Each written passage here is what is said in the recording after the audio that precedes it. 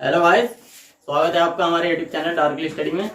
मैं हूं आपके साथ मोहम्मद अरशद और मैं आज आपको क्लास 12 में मैथमेटिक्स में चैप्टर नंबर 3 बताऊंगा, जो कि आव्यूह है, मैट्रिक्स। तो फ्रेंड्स, अब ये मैट्रिक्स होता क्या है इसके बारे में आपको बताता हूं। तो एक एग्जाम्पल ले लेते हैं जिसके तौर पर आप अच्छे से उसको समझ सकते हैं। तो मैंने माना ए कोई मैट्रिक्स है, आव्यूह है, जिसमें बहुत सारे तत्व हैं।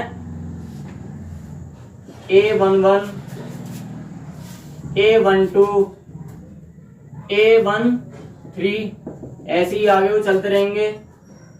और A21, A22, A23, यहाँ भी ऐसे ही चलते रहेंगे, इधर को भी ऐसे ही चलते रहेंगे। तो ये इस प्रकार बन जाएगा AIJ।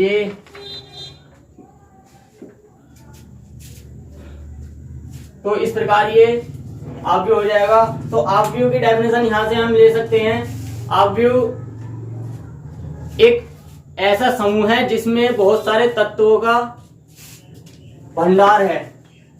तो आव्यूह हम कह देंगे कि एक ऐसा समूह जिसमें बहुत सारे तत्व उपस्थित होते हैं, उसको हम आव्यूह कहते हैं।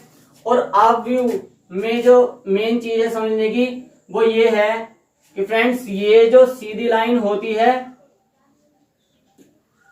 ये जो सीधी लाइन होती है वो होती है रो, जिसे कहते हैं पंक्ति।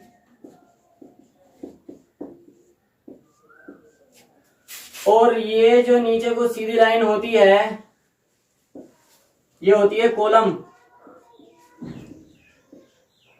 जिसे कहते हैं हम स्तंभ। तो ये फ्रेंड्स आपको समझने की बात है। ये हुआ हमारा R1, हम इसको कह देंगे। इसी तरीके से इसको R2 कह देंगे। पंक्ति चल रही है। और ये इसको हम नीचे को इसको C1 कह देंगे, इसे C2 कह देंगे, इसे C3 कह देंगे। इसी प्रकार से चलता रहता है। तो इसकी कोटि भी होती है। आप इसको नोट करें। आप समझ चुके होंगे कि ये सीधी जो लाइन चल रही है हमारी आव्यूह में, उसको हम रो कहेंगे सबसे पहली बात। और ये जो नीचे को सीधी लाइन चलती है उसे हम कॉलम कहते हैं, स्तंभ, इसको कहते हैं पंक्ति। तो ये इस प्रकार से हमारा आव्यूह हो जाता है। और इसकी कोटि भी होती है। कोटि कैसे दिखाते हैं फ्रेंड्स? कोटि को हम कहते हैं, हम यहाँ पे लिख दे रहा हूं M इंटू N। तो M जो है यहाँ पर वो है रो की संख्या, और फ्रेंड्स N जो है यहां पर वो कॉलम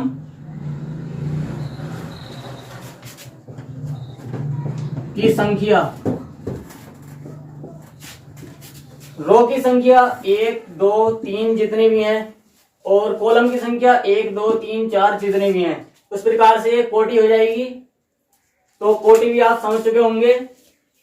कोटि में रो और कॉलम की गुणा हो जाती है। तो इस प्रकार से हमें कोटि बन जाती है आव्यूह की। तो देखते हैं।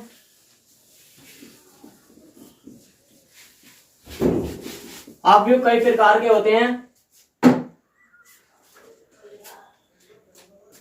स्तंभ आव्यूह, या पहले लेते हैं पंक्ति आव्यूह, रो मैट्रिक्स,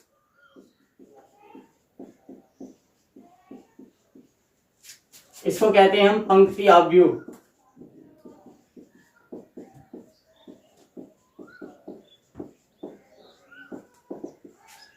तो पंक्ति आव्यूह होता कैसा है, मैं आपको एग्जांपल देता हूं। जैसे मैंने लिखा A11, A12, A13। मैंने माना कि ये 3 इसमें एलिमेंट हैं आव्यूह में। और ये जो रो हो जाएगा, इसकी पंक्ति जो हो जाएगी वो एक पंक्ति हो जाएगी। एक पंक्ति है इस आव्यूह में। और कॉलम जो है वो है 3। ये एक कॉलम हुआ, ये एक कॉलम हुआ, ये एक कॉलम हुआ हमारा। तो ये हो गया C1, C2, C3। तो कॉलम संख्या जो हो गई वो 3 कॉलम यहां पर हो गए। तो इस तरीके से ये हमारी जो कोटि इसकी हुई, तो एक तो पंक्ति हो गई, यानी कि m की जगह मैं लिख सकता हूं 1, और कॉलम की जो संख्या हो गई वो हो गई 3। तो ये जो फ्रेंड्स मैट्रिक्स, ये रो जो मैट्रिक्स हो गया वो हो गया 1 गुणा 3 कोटि का। तो m गुणा n इज इक्वल टू 1 गुणा 3। इसकी आव्यूह की कोटि जो हो जाएगी, कोटि 1 गुणा 3 की कोटि हो जाएगी। कि पूछने लगे आपसे, एक एग्जाम्पल ले लेते हैं, 1 2 3 4, वो पूछेगा कि इस आव्यूह की कोटि बताइए। तो आप कह देंगे, यहां पर m इंटू एन में लिख देता हूं पहले। तो आप कह सकते हैं कि m बराबर जो है यहां पर रो की संख्या, यहां पर 2 रो हैं R1 और R2, तो m को मैं लिख सकता हूं 2, और n को जो मैं लिख दूंगा, दो ही इसमें कॉलम है, एक ये वाला कॉलम C1 और एक C2, तो यहां पर मैं लिख सकता हूं 2। तो इसकी कोटि जो आएगी फ्रेंड्स 2 गुणा 2 की कोटि हो जाएगी। इस प्रकार इसकी कोटि हम निकाल सकते हैं, और पंक्ति आप भी होता ही है बिल्कुल सीधा। चलते हैं नेक्स्ट की तरफ।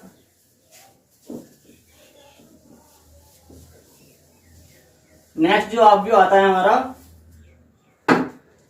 वो आता है स्तंभ आव्यूह। स्तंभ आव्यूह, या इंग्लिश में हम कह देंगे कॉलम मैट्रिक्स।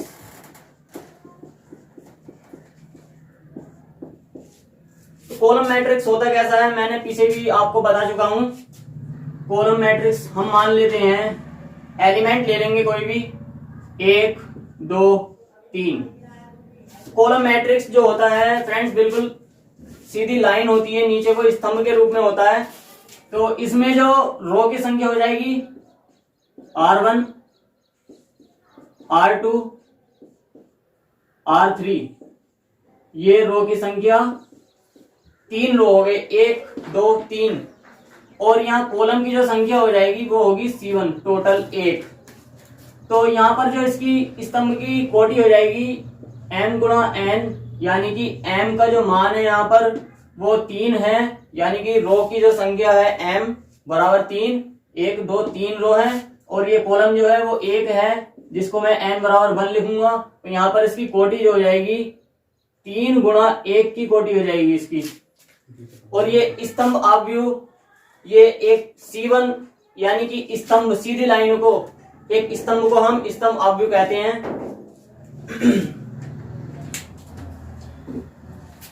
तो अगला जो आव्यूह है उसको बताता हूं मैं।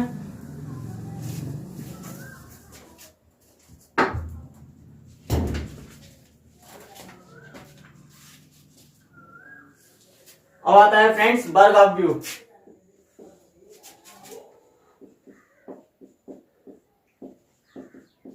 वर्ग आव्यूह,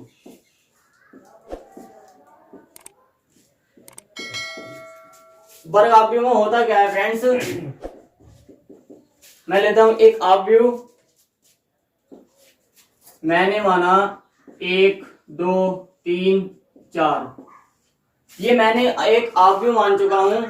तो जिस आव्यूह में रो R1 R2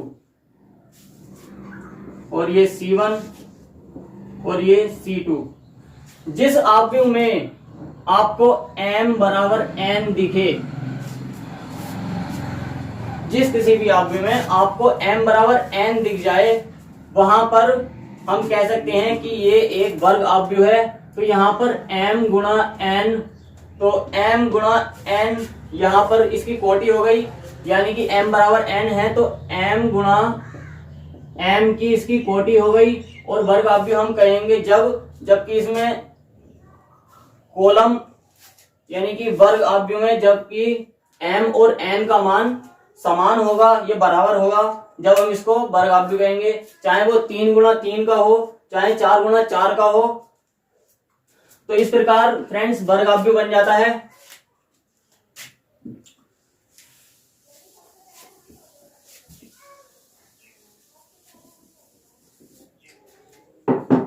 अब फोर्थ आता है हमारा विकर्ण आव्यूह। विकर्ण आव्यूह आ जाता है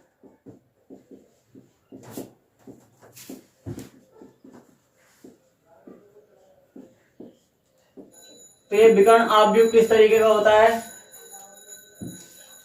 मैंने माना a बराबर, यहां माना 2 3 4 5 6 7 8 9 10। तो ये जो विकर्ण आव्यूह होता है, मैं आपको बता दूं,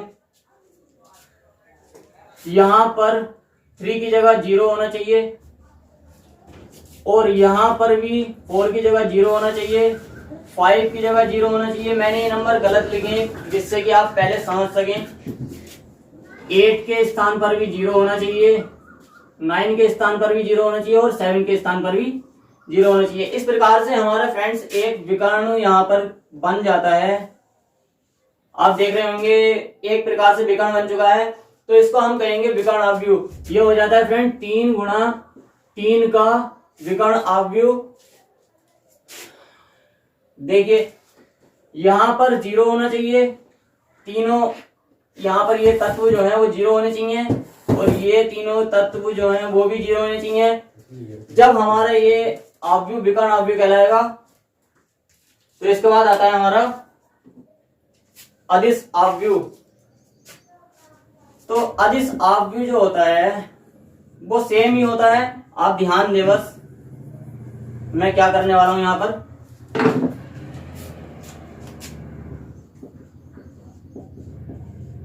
अदिश आव्यूह होता कैसा है, मैंने लिखा यहां पर 1, यहां पर 1 और यहां पर भी 1।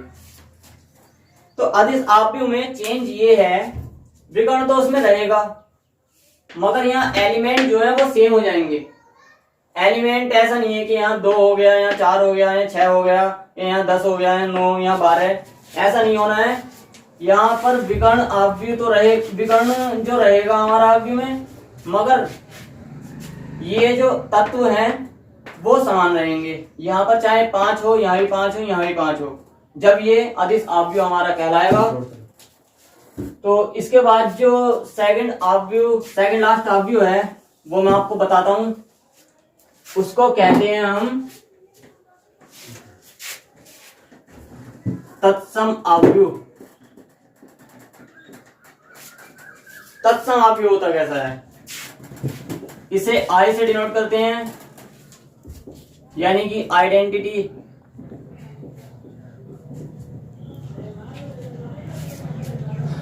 आई से हम इसको डिनोट करते हैं और ये किसी भी कोटि का हो सकता है, चाहे 1000 गुणा 1000, मगर ये वर्ग में ही होगा। तो मैं लिख देता हूं इसको यहां पर 1 0 0 0 1 0 0 0 1। तो फ्रेंड्स ये इस प्रकार से एक तत्सम आव्यूह बन जाता है। तत्सम आव्यूह में जो है ये विकर्ण में एलिमेंट सेम होंगे और यहाँ पर बस एक ही रहेगा, एलिमेंट एक रहेगा, यानी कि कहने का मतलब ये है 1 ही एलिमेंट में रहेगा। यहाँ पर ना तो 2 हो सकता है, ना 3 हो सकता है, ना 5, कुछ भी नहीं, बस 1 यहाँ पर रहेगा। इसको हम ऐसे भी लिख सकते हैं 1 0 0 1, 2 गुणा 2 का भी बना सकते हैं। ये मैंने 3 गुणा 3 का आव्यूह बना दिया है, ये मैंने 2 गुणा 2 का आव्यूह बना दिया है। तो देखना ये है, जब हम आइडेंटिटी मैट्रिक्स को लेते हैं उसमें 1 1 1 तीनों स्थान पर विकर्ण में तीनों एलिमेंट सेम ही होने चाहिए। कोई सा एलिमेंट यहां पर अलग हुआ तो वो हुआ हमारा, मैंने आपको बताया अभी, विकर्ण आव्यूह।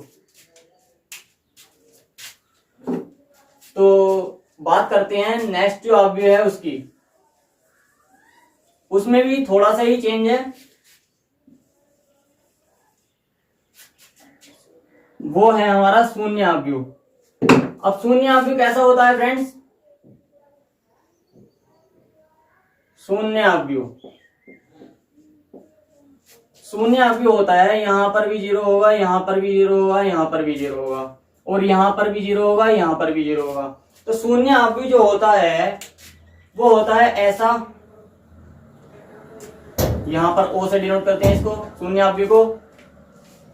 तो यहाँ पर भी 0 होगा, सभी रो और कॉलम यहाँ पर 0 होंगे और एलिमेंट सब 0 होंगे, तो इसका मान भी हमारा 0 हो जाएगा। इसको हम O से डिनोट करते हैं, O से हम इसको डिनोट करते हैं। फ्रेंड्स, ये तो थे अवयव के कुछ प्रकार जो मैंने आपके साथ डिस्कस करें। अब हम आते हैं डायरेक्ट अपनी एक्सरसाइज की तरफ। एक्सरसाइज है हमारी 3.1, एक्सरसाइज 3.1। एक्सरसाइज नंबर 3.1 में पहला सवाल है हमारा, एक अवयव दिया है ए, जिसके एलिमेंट हैं 1 2 3 4, कुछ भी ले सकते हैं, 5 6 7 8 9 10 11 12। तो ये इस तरीके से उसने एलिमेंट दे दिए हैं और वो इस सवाल में कह रहा है कि इसकी सबसे पहले तो आप कोटि बताइए, सॉल्यूशन है इसका। सबसे पहले तो इसकी आप कोटि बताइए। तो मैंने आपको सबसे पहले इसमें क्या बताया था कोटि के लिए?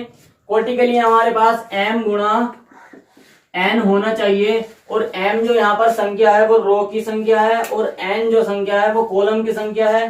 तो रो होते हैं हमारे कुछ इस टाइप से, यानी कि ये जो हमारा हुआ वो पूरा हुआ रो, और ये जो हमारा हुआ वो पूरा हुआ कॉलम, ये हुआ C, ये हुआ R। तो यहाँ पर रो की जो संख्या है, एक कॉलम ये, एक रो ये हुआ, एक रो ये हुआ, और एक रो ये हुआ।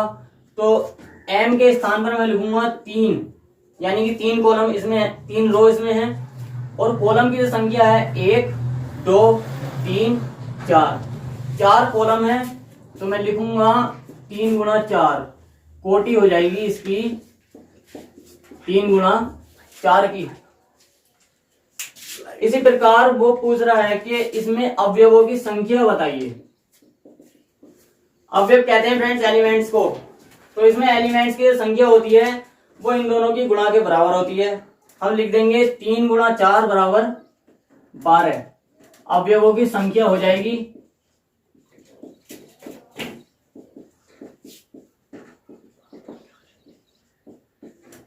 अवयवों की संख्या इसमें 12 हो जाएगी। आप चाहे गिन भी सकते हैं, 1 2 3 4 5 6 7 8 9 10 11 12, कोई फर्क नहीं पड़ने का। इसकी जो गुणा होती है वही अवयवों की संख्या होती है। और इसमें कह रहा है आगे,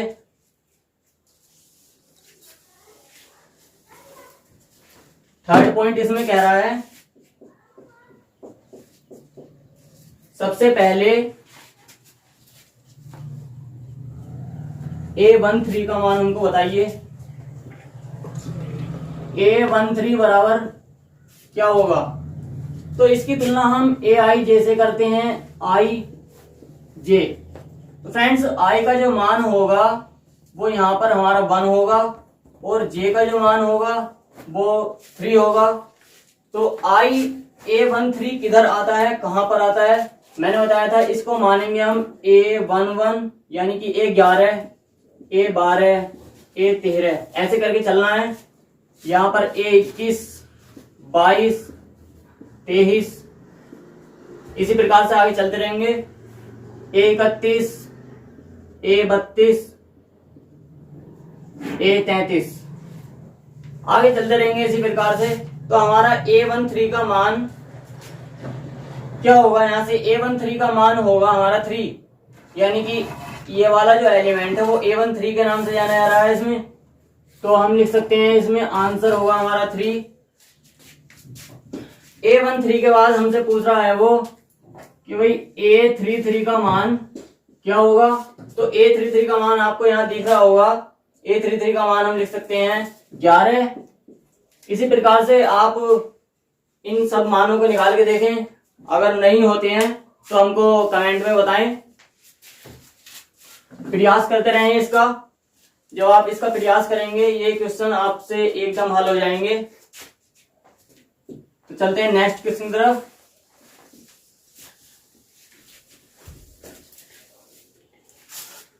नेक्स्ट क्वेश्चन कहता है, क्वेश्चन नंबर 2। नेक्स्ट क्वेश्चन कहता है, यदि किसी अवयव में 24 अवयव हैं, अवयव में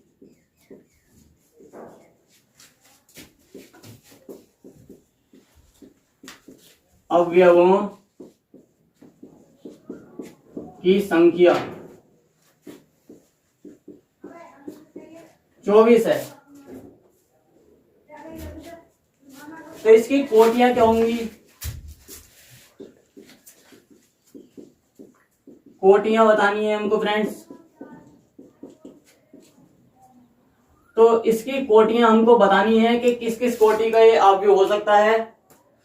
फ्रेंड्स सबसे पहले जो बात आती है, मैंने सबसे पहले आपको बताया था प्रकार में पंक्ति अवयव, तो ये एक प्रकार से पंक्ति अवयव हो सकता है। सॉल्यूशन हो जाएगा कोटियां जो हो जाएंगी हमारी, या तो वो 1 गुणा 24 का हो सकता है, यानी कि उसमें एक ही रो होगा और कॉलम जो होगा वो 24 होंगे। m गुणा n, यानी कि m 1 होगा और n 24 होंगे। n जो है कॉलम की संख्या और m है रो की संख्या हमारी। इसी प्रकार से या तो उसमें 24 रो हो सकते हैं और 1 कॉलम हो सकता है, और या तो उसमें 4 रो हो सकते हैं और 6 कॉलम हो सकते हैं, या उसमें 6 रो हो सकते हैं और 4 कॉलम हो सकते हैं,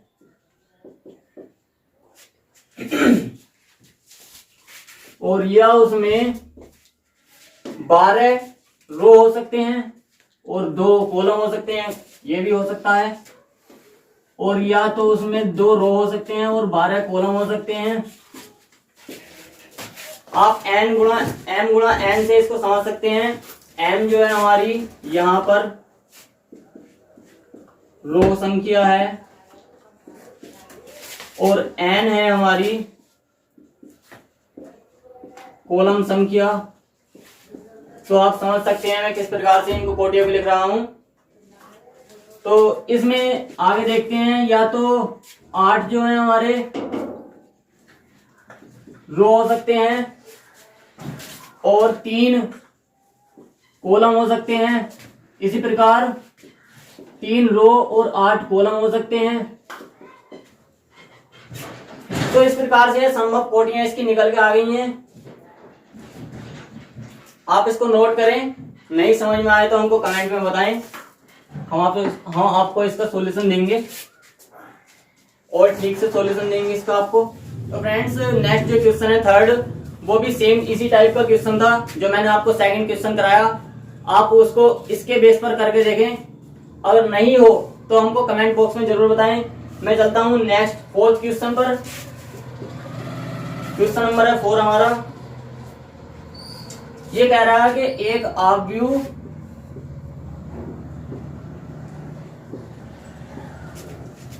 जो 2 गुणा 2 की कोटि का है।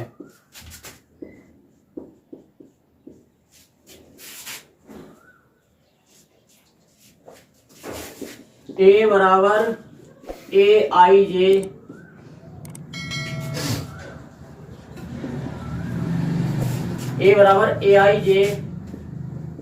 का उपयोग करके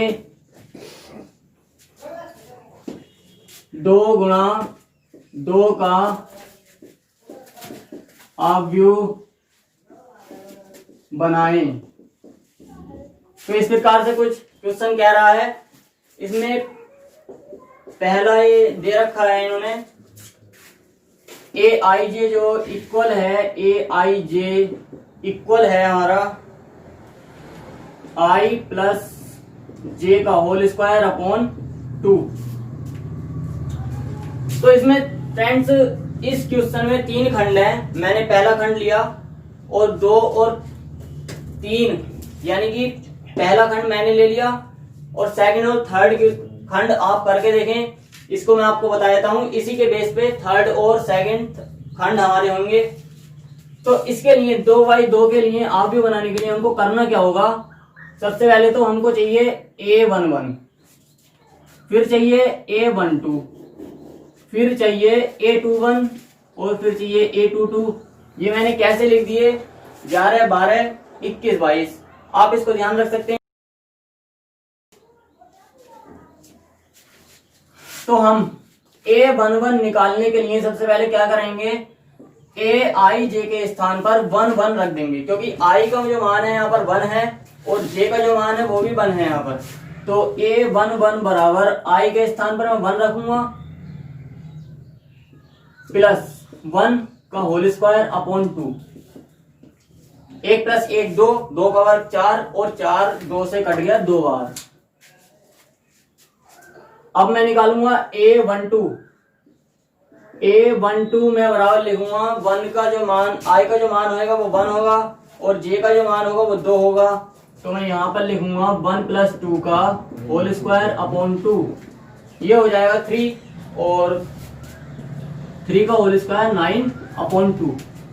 इस तरीके से A12 का मान आ चुका है। अब हम निकालेंगे A21 का मान। A21 यहाँ पर 2 जो हो जाएगा वो I का मान हो जाएगा और 1 जो हो जाएगा वो J का मान हो जाएगा।